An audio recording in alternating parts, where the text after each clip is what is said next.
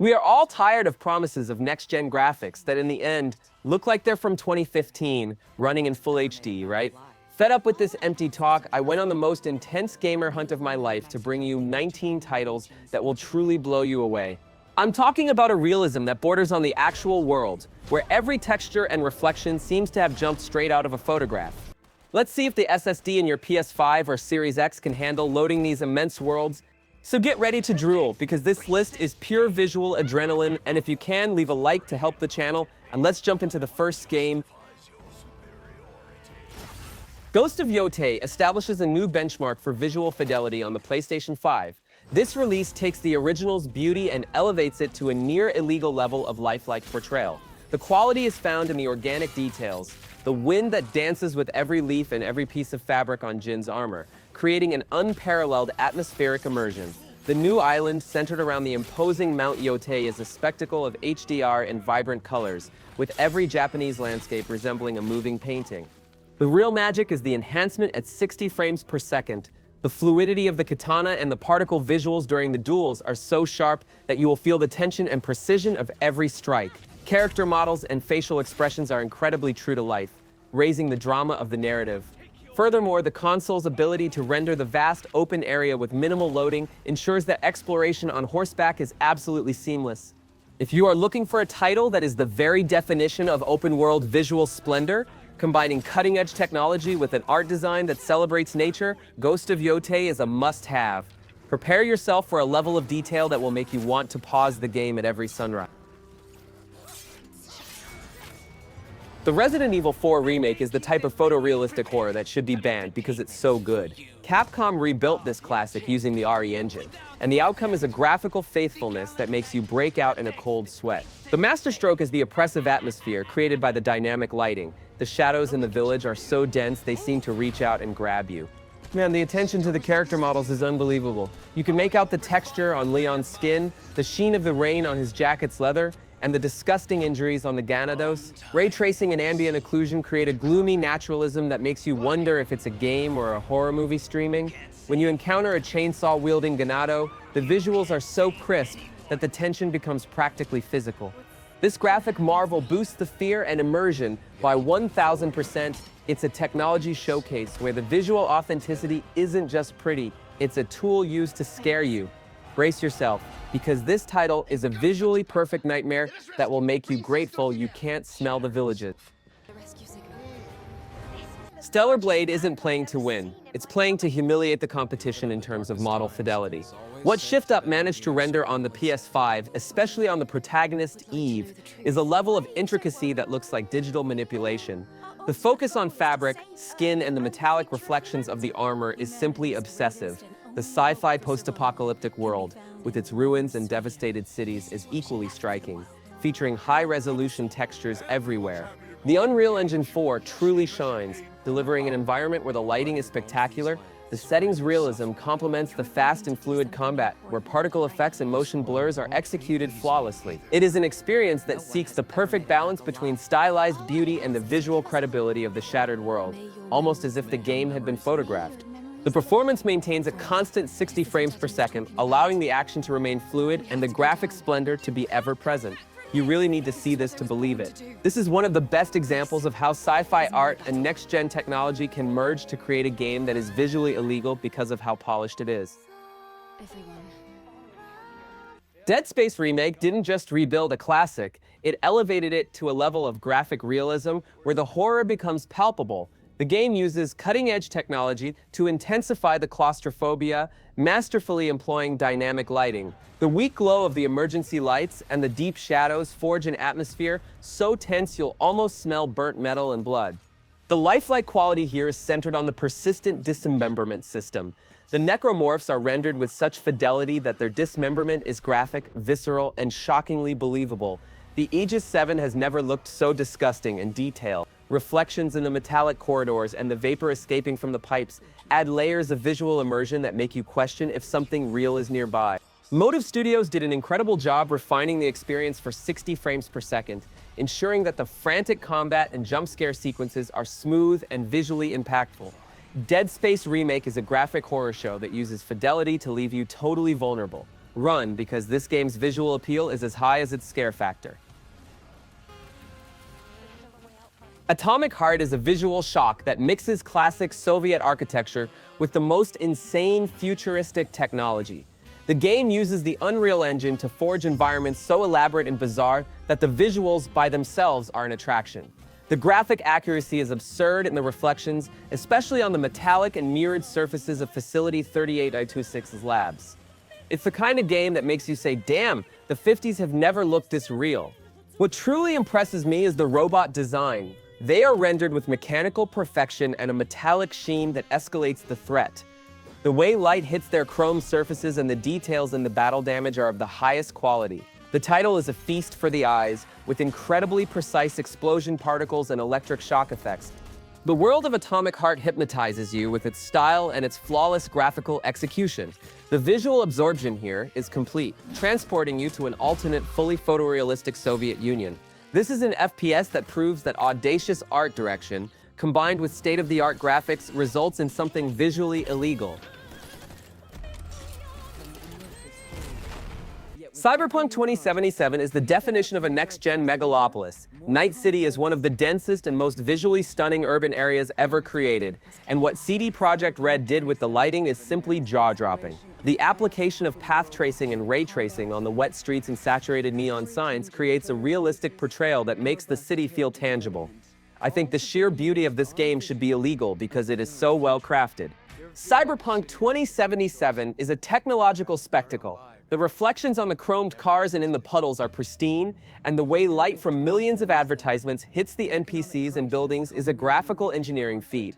The density of objects and the variety of 4K textures ensure that high-speed exploration, whether on foot or by car, is always a visual treat. The immersion that the graphical fidelity provides is total. You genuinely feel like you are inside a high-budget sci-fi movie. Cyberpunk 2077 is a stress test for any hardware, an open world that justifies every penny invested in your next-gen PC or console.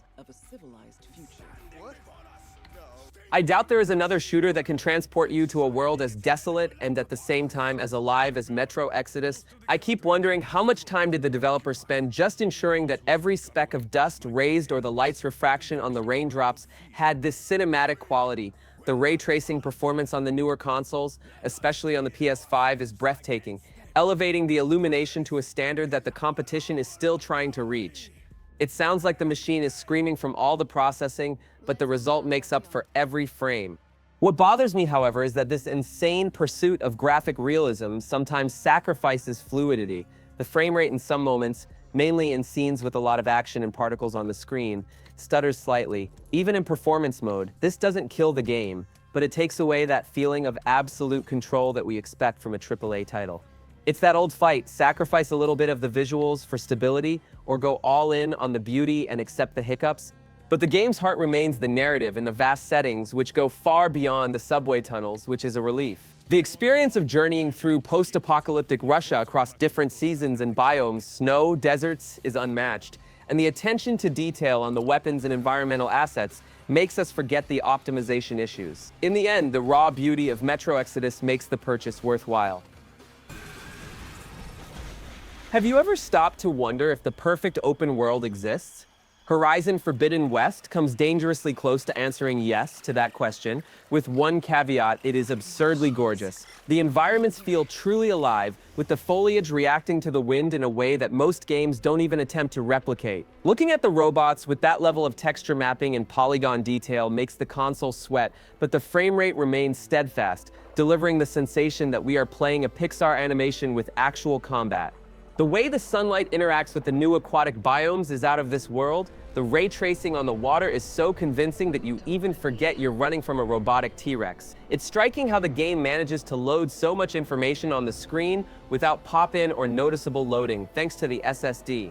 This smoothness is what grabs you, proving that cutting-edge visuals aren't just about beauty, but also stability. The only thing that slightly annoys me is the massive amount of loot and crafting scattered around, which sometimes shifts the focus from the epic hunt to a tedious resource collection. But honestly, that's a small price to pay to explore this devastated Earth that looks like it was painted by digital masters. If you want to see the limits of the PS5 truly being explored, it is right here. Is there any law that prohibits a space horror game from being this hideously beautiful? The Callisto Protocol is the answer for anyone who wanted to see Unreal Engine 5 tested at the limit of ugliness and beauty. The texture resolution and the detail level of the gore are so high that they make us feel uncomfortable for appreciating so much digital blood. The dynamic lights in the tight, dirty corridors of the prison are a show of real-time lighting, creating shadows that leap across the screen and startle you just with their movement. The performance at 60 frames per second when stable is what guarantees the tension, but we must be honest, the game had a turbulent optimization launch on PC, and even on consoles, there were initial stutters. It's the dilemma of the beautiful but heavy game. Will the quest for graphical perfection at any cost always sacrifice the fluidity of good combat?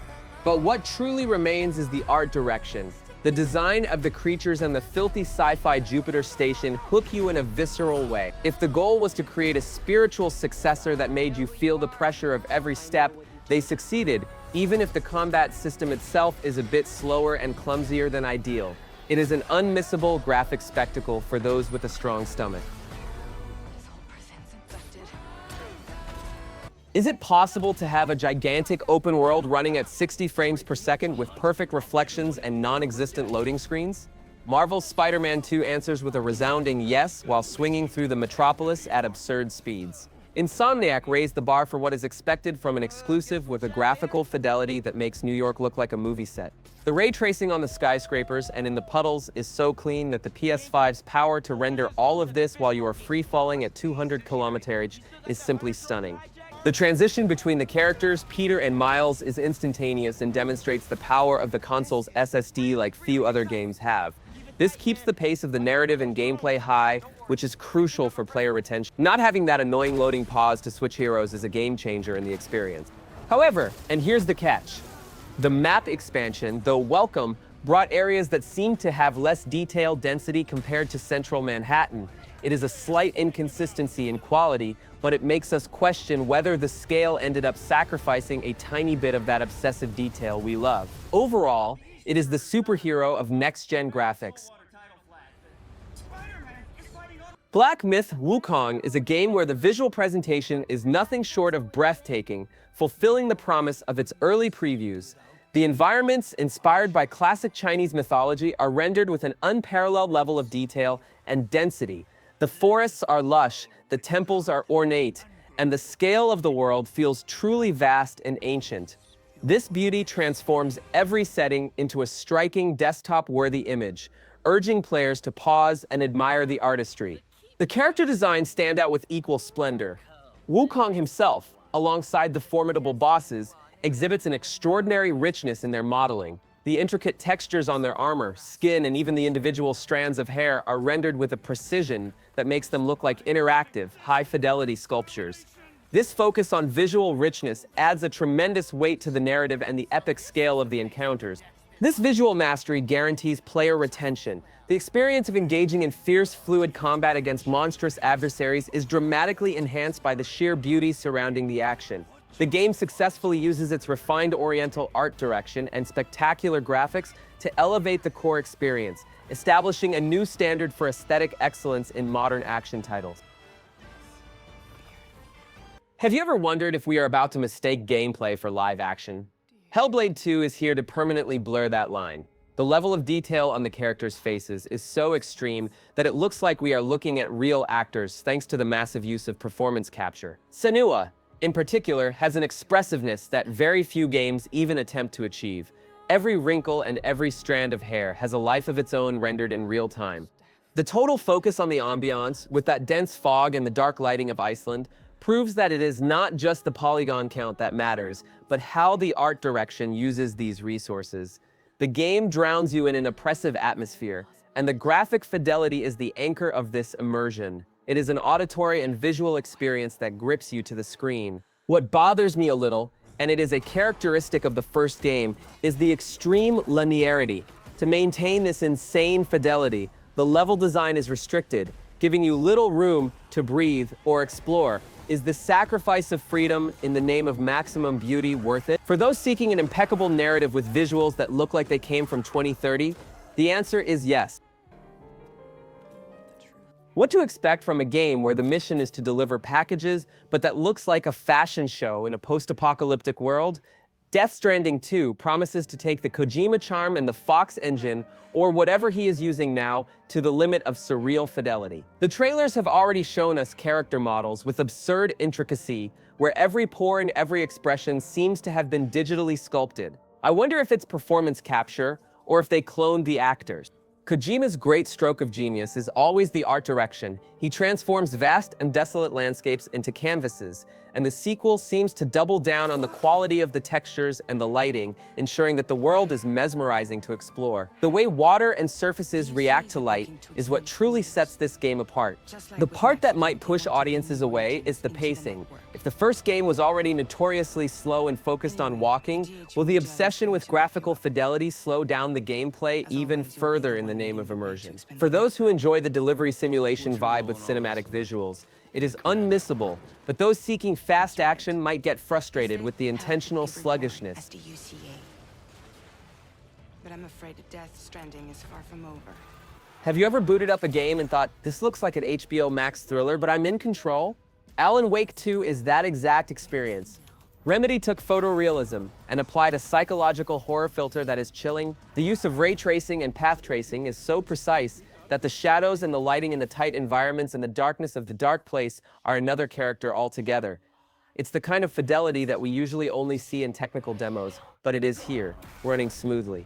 What truly ensures engagement is the blend of real-life environments with high-level CGI, which makes the transitions between action scenes and exploration moments simply flawless. The facial expressions of the characters under this dynamic lighting elevate the narrative to a level that the competition does not reach.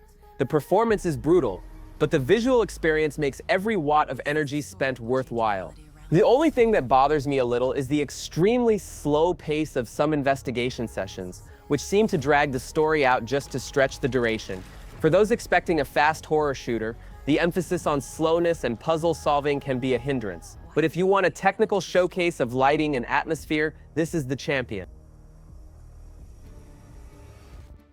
Have you ever looked at your screen and had to check if you hadn't accidentally opened Google Earth? Flight Simulator redefines what we call scale and graphic fidelity. It is not simulating a small piece of the world, it is rendering the entire planet. The use of satellite data and cloud streaming technology to create every city, every mountain, and every cloud in 4K is a software engineering feat that makes us question the limits of current consoles.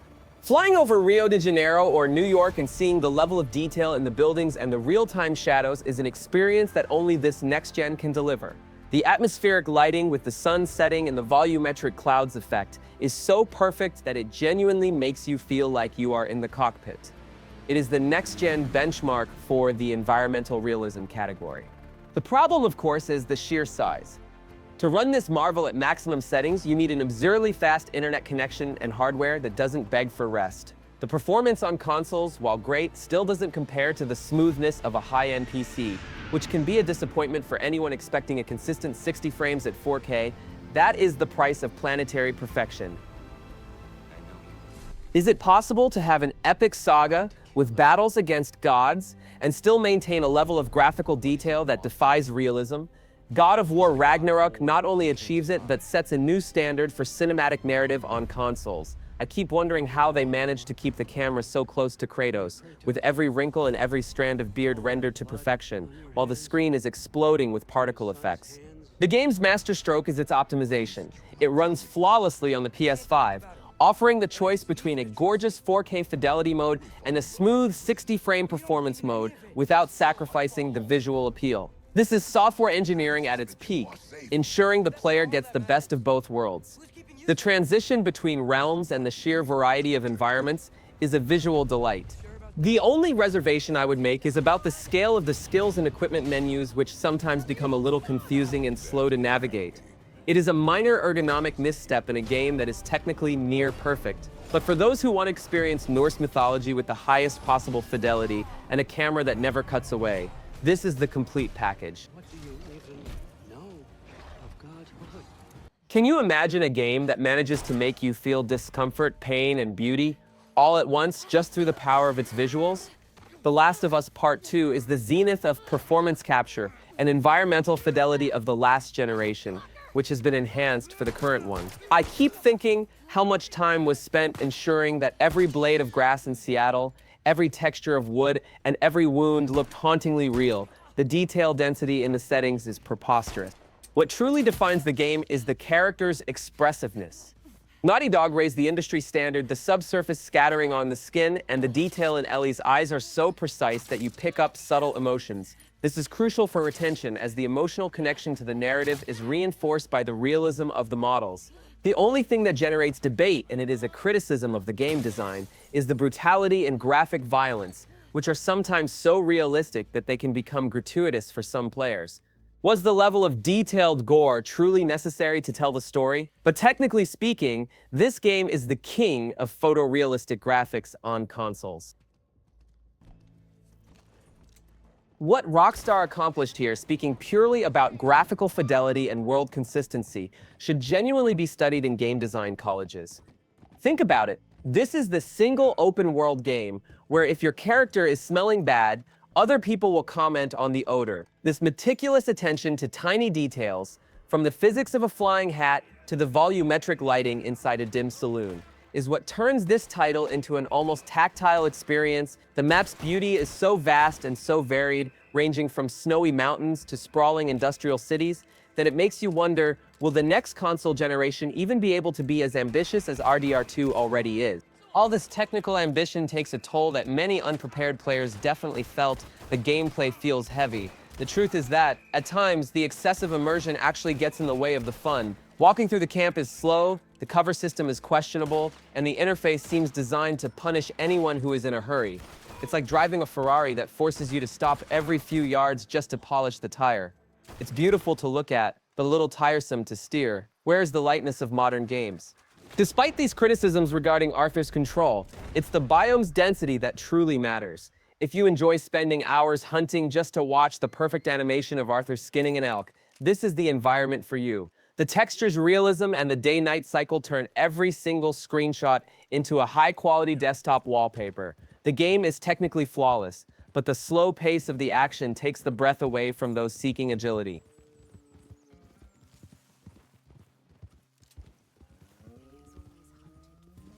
When you first step onto a planet with giant rings filling the horizon, or when you enter a city like Neon and see those neon lights reflecting on the wet ground, you just think, wow, Bethesda really nailed this.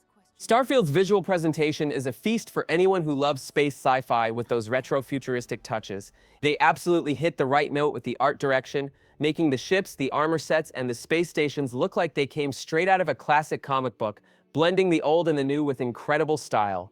But this beauty has a shell. The issue is that to truly admire the view, you have to accept an absurd number of transitions. The game is gorgeous when it pauses, but the flow itself is broken. With every single landing, every takeoff, every station entrance, a fade to black screen pops up to remind you that you are playing something highly ambitious, perhaps even too much so to be seamless. It's like having a front row seat to the most amazing show in the universe, yet being forced to stand up and sit down after every song. Isn't that annoying? Despite this constant interruption, the atmosphere in the main missions is truly remarkable. The sensation of walking through alien ruins or exploring abandoned facilities where the lighting is perfect and the details of the environment tell a story that is completely flawless. Starfield might be fragmented, but in the instances where it hits its stride, it delivers a visual spectacle that makes it all worthwhile. So, did you see that the next-gen graphical limit is being taken seriously, right? Now tell me, which game with illegal graphics did I overlook and leave out of this forbidden list?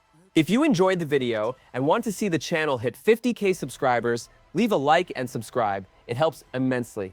Don't go away, because I've left another absurd list on the screen now. Just click and keep watching. A big hug, and I'll see you in the next video.